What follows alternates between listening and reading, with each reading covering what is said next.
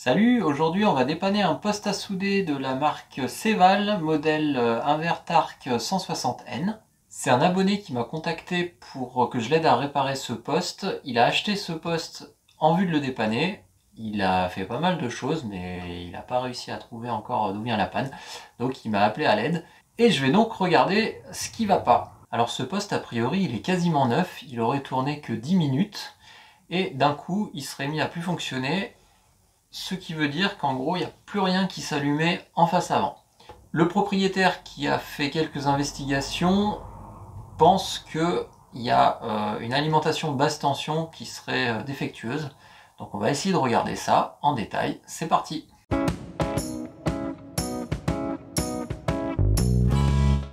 Alors pour commencer à inspecter le poste, j'ai démonté cette carte qui est une petite carte de puissance sur laquelle arrive la tension du secteur. Et on voit donc que cette carte contient des condensateurs de puissance, un relais. Ce que je me suis dit, c'est que pour pouvoir bien diagnostiquer et analyser cette carte, je vais aller retracer le schéma, puisque comme elle est très très simple, je me suis dit je vais noter le schéma sur un bout de papier, c'est ce que j'ai commencé à faire. Et en notant le schéma, j'ai vu un truc de fou. C'est qu'en fait, il y a 4 condensateurs chimiques, et il y a un des condensateurs chimiques qui a été monté à l'envers. Bon, alors en regardant de plus près, je pense que ce condensateur il a été démonté et remonté après sa sortie en usine. Pourquoi? Parce que là on voit qu'il y a un petit morceau ici et que ça correspond pas bien en fait. Et quand on le retourne, voilà, on voit qu'ici là il y a ce truc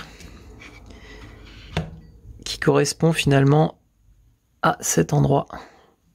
Donc c'est pas un défaut d'usine et c'est peut-être pas ce qui a causé la casse du poste.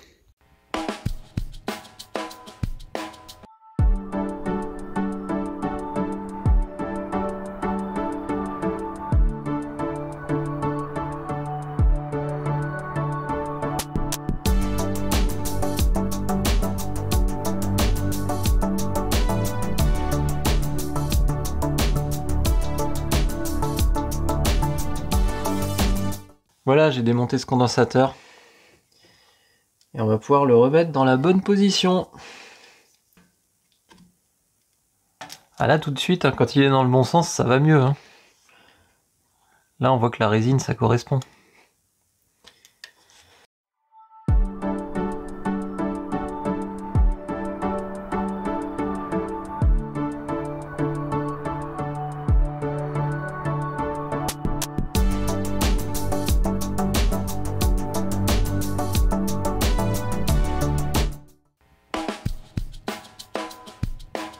Bon alors j'ai terminé de faire le schéma de cette carte. Donc il y a le secteur qui arrive ici sur un pont redresseur à diode qui est ensuite redressé en 325 volts crête continue. Et il y a un relais qui s'enclenche ici et qui met en contact ensuite les condensateurs chimiques qui sont au nombre de 4. Et ensuite ces condensateurs chimiques, enfin la tension qui est à ces bornes, elle est renvoyée via des cosses plus et moins vers le reste du poste à souder. Donc j'ai remonté mon condensateur à l'endroit et j'ai appelé le propriétaire du poste. Le propriétaire a dessoudé ce condensateur pour le contrôler. Pourquoi celui-ci? Parce que en fait il a une petite tonche sur le côté et il était légèrement décollé, on va dire, par rapport aux autres. Donc il a voulu voir ce qui se passait. Et après, alors il n'est pas sûr, mais semble-t-il c'est lui quand même qui l'aurait remonté à l'envers. Et là, ce qui m'ennuie le plus, c'est qu'il ne se souvient plus s'il a branché le poste à souder avec ce condensateur monté à l'envers ou pas. Donc ça, c'est un truc qui m'embête parce que potentiellement, il a fragilisé ce condensateur.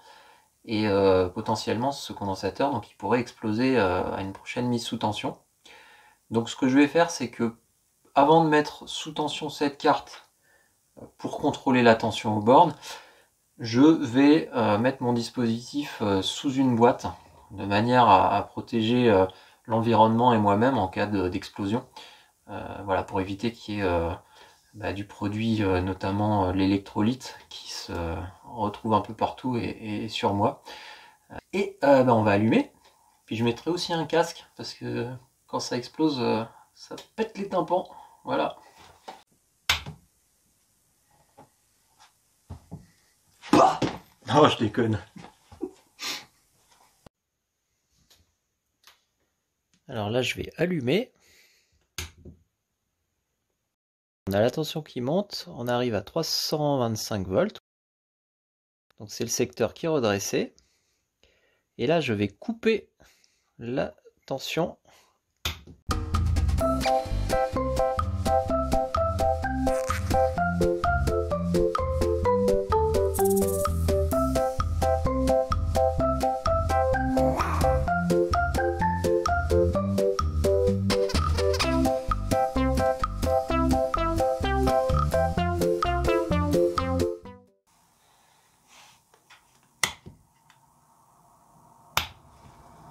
Bon, ce qu'on vient de voir, c'est intéressant.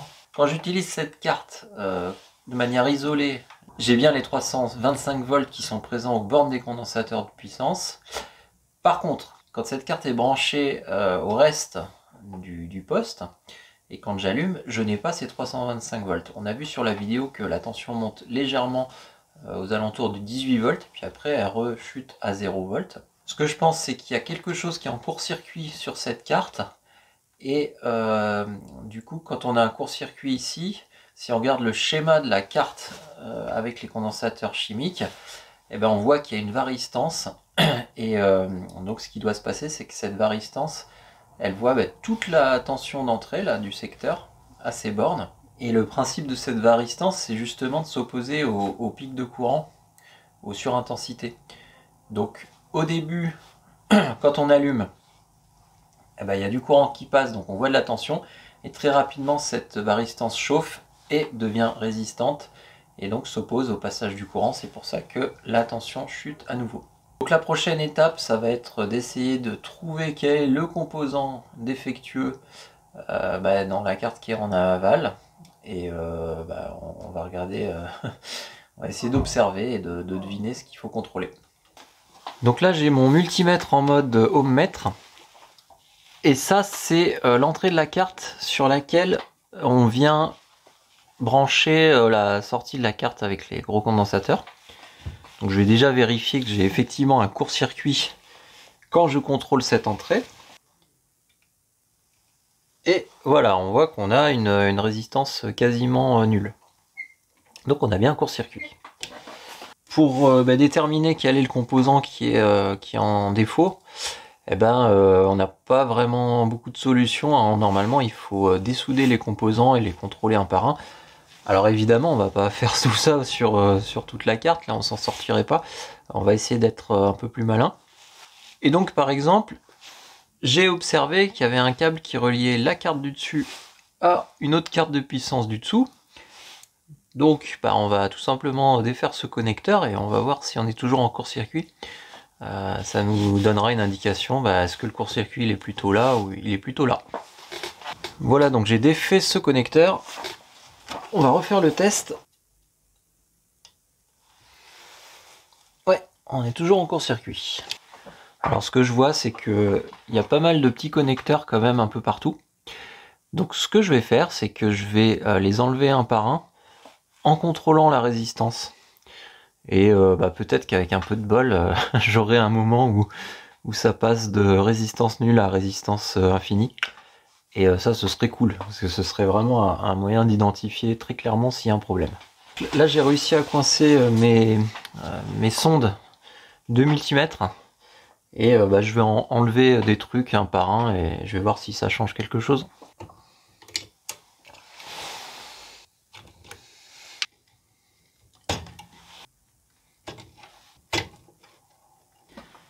Bon, maintenant ma carte est complètement isolée, je suis toujours en court-circuit, donc je suis sûr que le problème se situe quelque part sur cette carte. Ce qui est déjà pas mal, hein, parce que ça fait un peu moins de boulot. Et puis maintenant, il va falloir démonter cette carte. Ça veut dire qu'il va falloir retirer, en tout cas défaire la fixation de 4 composants de puissance. Il y en a 2 ici. Et il y a leurs 2 copains en face de l'autre côté. Ça y est, j'ai démonté la carte. Donc il y a toujours une résistance quasi nulle hein, aux bornes de ces points. Donc on a 4 transistors, hein, c'est 4 transistors de puissance, hein, ça doit être les...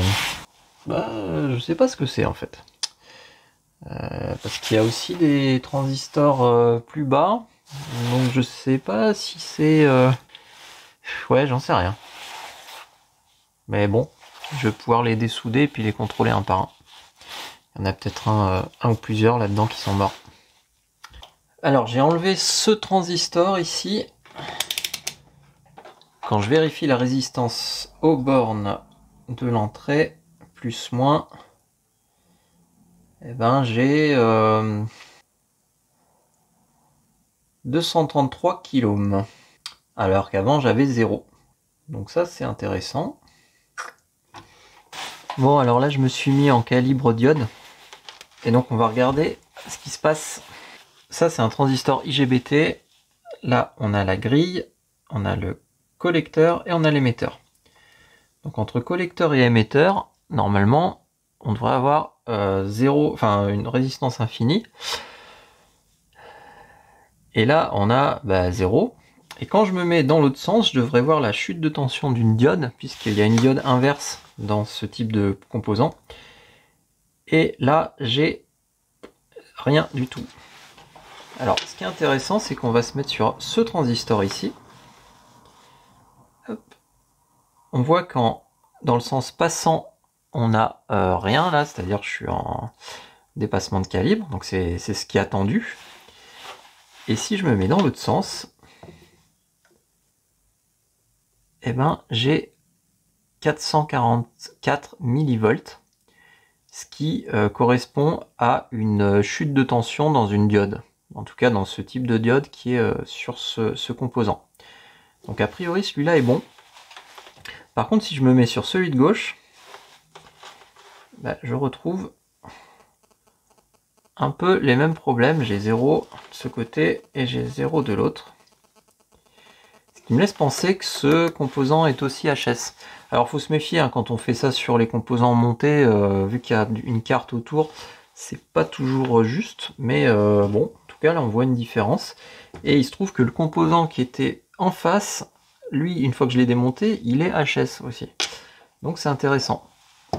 Et là, si je regarde celui-là, a priori il est bon.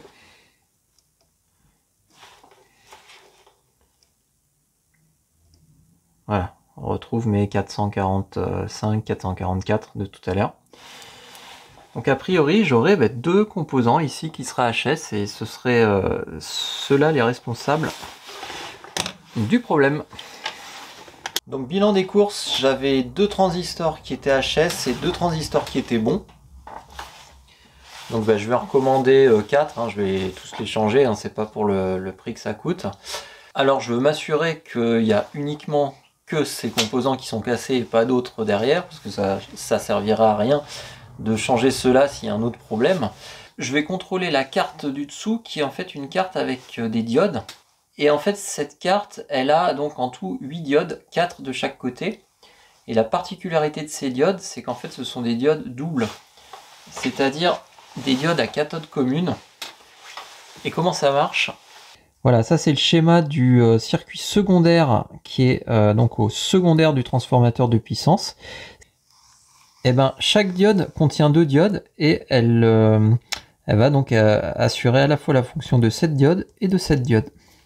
Alors j'ai contrôlé toutes les diodes. Alors comme elles sont toutes montées en parallèle, il suffit d'en contrôler une et on contrôle les 8 en même temps. Alors là, j'ai les bons signaux hein, au multimètre, enfin j'ai les bonnes, on va dire, grandeurs qui correspondent à une diode. Alors si j'avais eu une diode cassée, j'aurais pas pu déterminer laquelle était cassée. Donc là j'ai du bol, tout marche bien. Donc je vais commander ces transistors de l'autre carte, et puis je pense qu'une fois que je les aurai remontés, tout marchera comme sur des roulettes. En tout cas on espère. Avant de recevoir les transistors que j'ai commandés, je vais profiter de ce moment d'attente pour tester le reste de la carte. Le circuit de puissance ne sera pas connecté puisqu'il n'y a pas de transistor. Par contre, je vais vérifier que le reste de la carte fonctionne et notamment les alimentations basse tension.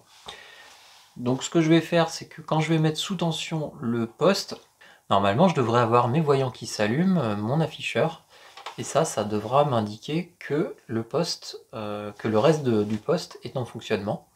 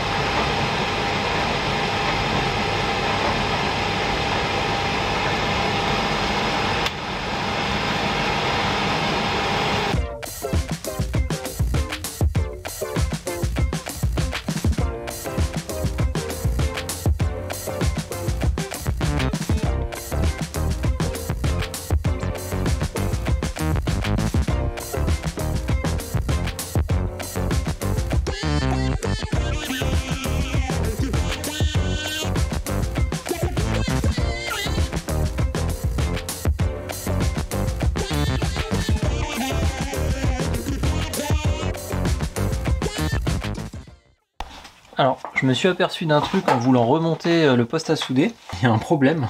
Le propriétaire, quand il avait analysé le poste, il avait vu qu'il y avait ce condensateur chimique qui avait une tonche. Et en fait, la tonche, c'est tout simplement parce qu'il y a le ventilateur là qui est ici. Quand on veut insérer, quand on veut fermer le capot, le bas du ventilateur appuie sur ce condensateur. Donc c'est bizarre parce que je pense que c'était comme ça d'origine. Et ça par contre c'est pas normal.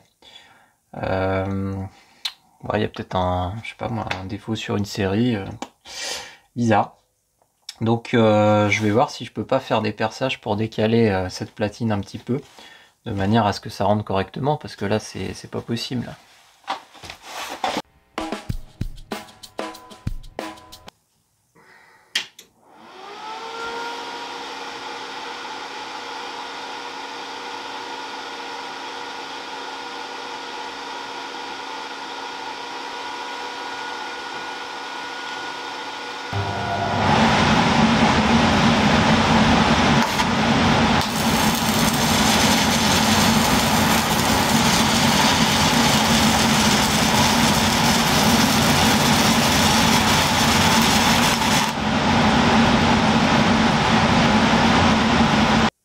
Voilà, cette vidéo se termine. On a un nouveau poste qui part chez un heureux propriétaire et j'espère que cette vidéo vous a plu. N'hésitez pas à commenter, à poser des questions, à liker si ça vous a plu, ça fait toujours plaisir. Et je vous dis à très bientôt. Ciao!